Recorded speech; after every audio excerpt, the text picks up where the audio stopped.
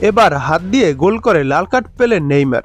দেখুন, মাঠে ফেরার জন্য নেইমারের সংগ্রাম ছিল বেশ কিছুদিন আগে থেকেই। ইনজুরি কাটিয়ে ক্লাব ফুটবলে ফিরলেও জাতীয় দলে নেইমারকে পেতে এখনও চলছে অপেক্ষা।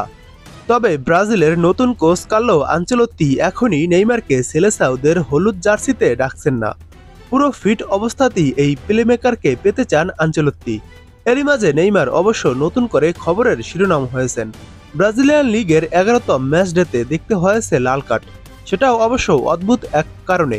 হাত দিয়ে গোল করে লাল কার্ড পেতে হয়েছে তাকে। ম্যাচের ৭৬তম মিনিটে ওই লাল কার্ড দুর্ভাগ্য ডেকে এনেছে সান্তোসের জন্যও। বোটাফোগোর বিপক্ষে ম্যাচটায় সান্তোস হেরে যায় ১-০ গোলের ব্যবধানে।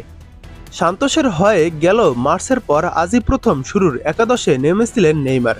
মাঝে বেশ কিছুদিন মাঠে নেমেছিলেন সাবস্টিটিউট হিসেবে। বোটাফোগোর বিপক্ষে ম্যাচটা তাই ছিল বিশেষ কিছুই, কিন্তু শেষটা হলো লাল কার্ড দিয়ে। ম্যাচের প্রথমার্ধের যোগ করা সময়ে ফাউল করে হলুদ কার্ড দেখেন নেইমার। এরপর দ্বিতীয়ার্ধের ৭৬তম মিনিটে হাত দিয়ে গোল করে দেখেছেন দ্বিতীয় হলুদ কার্ড, আর সেটাই পরিণত হয় লাল কার্ডে। গঞ্জালো এসকোবারের পাস ছিল বক্সের দিকে, বোটাফোগোর গোলরক্ষক ভিক্টর সেটা ঠেকিয়ে দেন।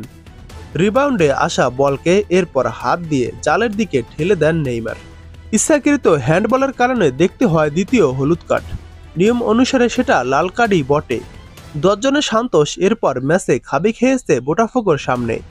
ম্যাচের ৮৬তম মিনিটে আর্তুর গিমারেস গোল করে ম্যাচটাই জিতিয়ে দেন বোটাফোগোকে।